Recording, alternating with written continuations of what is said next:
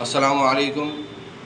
आज बोधन की आवाम के सामने आने का मेरा मकसद ये है कि जो वह एमएलए थे शकील आमिर साहब, उन्होंने मेरे वालिद साहब के बारे में गलत अल्फाज इस्तेमाल करे। उन्होंने जो बोले वालिद साहब को, या तो उन्होंने बुखलाहट का शिकार हो गए या ज़बान उनके ख्वाबों में नहीं है।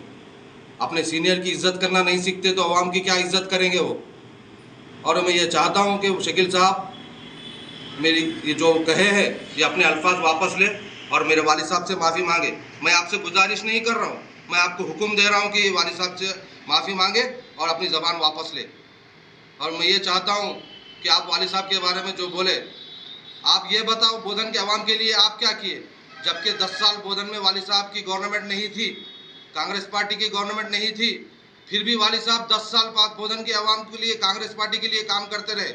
और आप बोल रहे वालिद साहब के बारे में, अरे आप इतनी बात याद रखो, जो बोधन में कब्रस्तान के लिए जगह नहीं थी, वालिद साहब अपनी ज़मीन वक्फ कर दिए, जिसमें आपके वालिद मोहतरम भी दफन है। ये है सीनियर लीडर कि अवाम के लिए सोचते। आप क्या सोचे अवाम के लिए? आपकी गवर्नमेंट में आप रह के भी ना बोधन के अवाम के लिए कुछ सोचे, ना माइनॉरिटी के लिए कुछ सोचे। और सुदर्शन रेड्डी साहब तुरकोल्लू बोलते होंगे शकील साहब वालिद साहब को, लेकिन आप चलो तुरकोल्लू के लिए क्या काम करें। आप खुद मुसलमान रह के मुसलमानों के लिए काम नहीं किए, जबकि उसकी कांग्रेस पार्टी की दौर में, कांग्रेस पार्टी की गवर्नमेंट में गौसुद्दीन साहब को चेयरमैन बनाए, मार्केटिंग चेयरमैन मुसलमान मोहिउद्दीन पाशा साहब को बनाए, मेरे वालिद मोहतरम को। आप क्या करें भाई, जो आप इस तरीके से अल्फाज इस्तेमाल कर रहे हैं आप वालिद साहब के बारे में। मैं आपको हकीकत में हुक्म दे रहा हूँ कि आप ये अल्फाज वापस लें। आपके वालिद साहब के बारे में अगर आपको कोई बोलेंगे तो आपको तकलीफ होंगी। ये मेरे वालिद साहब को पर्सनली आप बात करें। अगर आपको पर्सनली ही बात करना है तो आप, मैं भी पर्सनली बात करता हूँ आपको, आपके पर्सनली। मेरे वालिद साहब किसी ओहदे या किसी पोस्ट के मोहताज नहीं है जो आवाम की खिदमत कर रहे, मफाद के लिए खिदमत नहीं कर रहे वो। आप जब सुदर्शन रेड्डी साहब यहाँ पर, उनका घर नहीं है, चलो आपको भी मालूम है, पूरी बोधन को भी मालूम है, लेकिन कभी किसी काउंसलर या किसी नौजवान पे केस नहीं हुआ। आप सिटिंग एमएलए रह के एक बोधन के नौजवान मुस्लिम माइनॉरिटी पे, बच्चों पे केस कर सकते आप, तो आम क्या चीज़ है आपके सामने।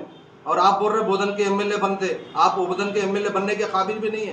खुदा ना खास्ता फ़क्तन बीआरएस के नाम पे या अपने पैसे के बलबूते पे अगर आप जीत भी जाएंगे, चलो आपका घर यहाँ पर है, बोधन के अवाम का रहबर बन के मैं आपके घर पे आता हूँ, आप देखेंगे कि कितना काम करते।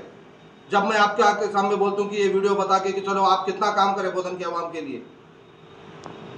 मैं अब आखिरी बार मैं शकील आमिर साहब से गुजारिश नहीं कर रहा हूँ, हुक्म दे रहा हूँ कि माफ़ी मांगे मेरे वालिद साहब से, अवाम से माफ़ी मांगे कि मैं वालिद साहब के बारे में, पाशा साहब के बारे में, सीनियर लीडर के बारे में ये बात कहा हूँ, समझे। और अगर आपको पर्सनली ही कुछ बोलना है मेरे वालिद साहब के बारे में, जगह और टाइम वक्त मुकर्रर करो पर्सनली, मैं आपके बारे में बोल दूँ, आप मेरे बारे में बोलो पर्सनली। आपको कोई हक नहीं है किसी लीडर के बारे में कुछ पर्सनली बोलने का। आपको सियासत में ठहरना है, आपको एमएलए से जीतना है, तो आप पॉलिटिक्स के जरिए सियासी बात कीजिए।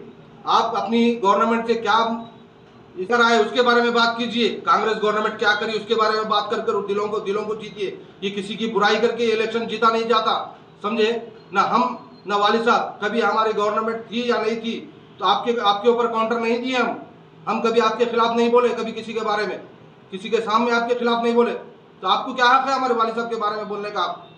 आपसे मैं गुजारिश कर रहा हूँ, नहीं हुक्म दे रहा हूँ कि आप जल्द से जल्द माफ़ी मांगे मेरे वालिद साहब से। फिर इसका खुदा ना खास्ता इसका अवाम तुमको, आप बेहतरीन मेजॉरिटी से आपकी जमानत जब्त करेंगी इंशाअल्लाह ताला।